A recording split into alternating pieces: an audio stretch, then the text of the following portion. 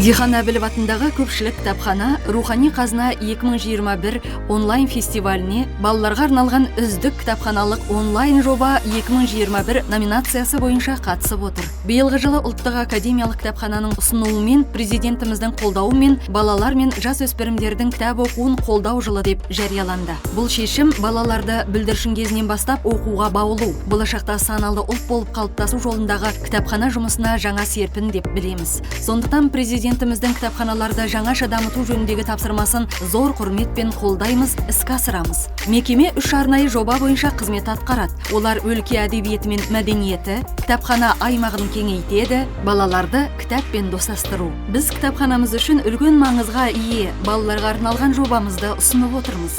Балаларды кітаппен достастыру жобасы 2018 жылдан бастау алды. Себебі кітапханамызға үлкендермен қатар кішкентай оқырмандарымыз көптеп келеді. Кітапхана жанында бірнеше балабақшалар, мектептер орналасқан. Жалпы ерекше айта кететін жай, кітапханамызға әлеуметтік аз қамтылған отбасы балалары көптеп келеді. Бұл аудандағы бірден-бір мәдениет ошағы болып біздің кітапханамыз табылады. Кітапхана қызметкерлерімен балалар етене жұмыс атқарады. Балалармен бірге үй тапсырмаларына көмектесу, қазақ тілі, ағылшын тілі және тоқыма үйірмелерінің тегін өтуін қамтамасыз ету бізде дәстүрге айналған. Жобамыздың басты мақсаты технологияның шарықтап даму кезінде балаларымыздың оқу мәдениетін қалыптастыру, рухани бай сауаттылығын арттыру, кітапханаға тұрақты келу әдетін қалыптастыру.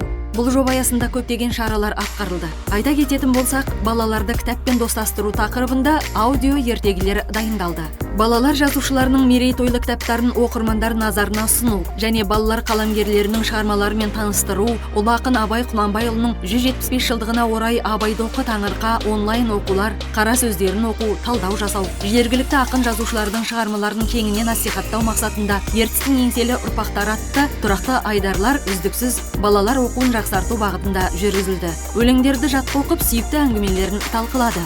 Жоба аясында кітапхана қорындағы балаларға арналған әдебиеттер топтамалары, әсіресе балалар энциклопедияларына, балаларға арналған мерзімді басылымдарға шолулар жасалынды. Қазақ әдебиетімен қатар балаларға арналған шет ел әдебиеттері ұсынылды. Онлайн жұмыс барысында мемлекеттік тілдің аясын кеңейту мақсатында оқитын бала бәрінен озық тақырыбында онлайн оқулар ұйымдастырылды. Қазақ халқының дәстүрі мен тіліне, әдет ғұрып салт дәстүріне арналған әдебиеттерге таныстырылым жасалып, дәстүр атауымен балаларға тән халқымыздың ата дәстүріне арналған айдар тұрақты өткізілуде.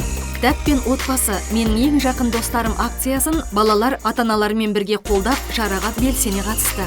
Сен оқитын кітап балаларға тарту, сонымен қатар тұлға айдарында әлем әдебиетшілерінің үздік шығармаларына арналған онлайн жұмыстарымызды көруге болады. Әдетте балаларды кітаппен достастыру жобасы күннің жылынып, жазғы балалар лагерінің жұмыстары басталған кезде халықаралық балалар күніне орай ерекше жандана түсетін. Кітапхана қызметкерлері мен балалар үшін мерекеге айналатын. Биыл да балаларды ескерусіз қалдырмайтынымыз сөзсіз. Қолға алған жобамызды іске асыра отырып, еліміздің ертеңгі болашағының жарқын, білімді болуына қол ұшын береміз. Рухты, жігерлі азаматтар болып өсуіне атсалысамыз. Кітапхана қызметкерлері бастаған бұл жоба нәтижесін беруі айдан анық.